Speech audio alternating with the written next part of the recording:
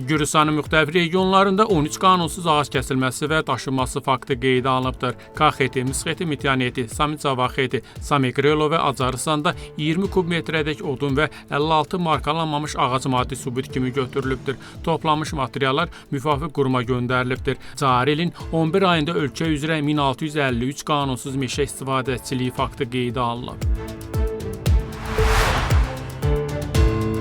Maliyyə Nazirliyinin İstintaq Xidməti böyük həcmdə aksiz siqaretin saxlanılması və satışında şübhəli bir şəxsi həbs edibdir. Operativ tədbirlər zamanı 93 min qutu siqaret müsadirə olunubdur. Onun bazar dəyəri təxminən 750 min lari təşkil edir. İstintaq davam edir. Qanun pozuntusuna görə 6 ildən 8 ilədək azadlıqdan məhrum etmə cəzası nəzərdə tutulur.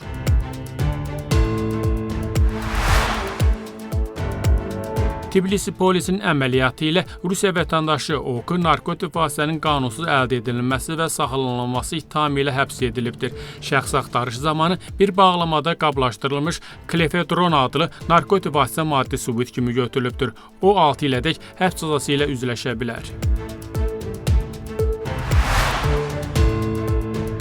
Gürcüstan Miqrasiya Departamenti 26 xarici vətəndaşı ölkədən çıxarıbdır. Onlar Hindistan, İran, Türkiyə, Türkmənistan, Çin, Kuba, Nigeriya, Misir, Livan, Kamerun və Pakistan vətəndaşlarıdır. Deportasiya olunan şəxslərə ölkəyə giriş qadağası qoyulubdur.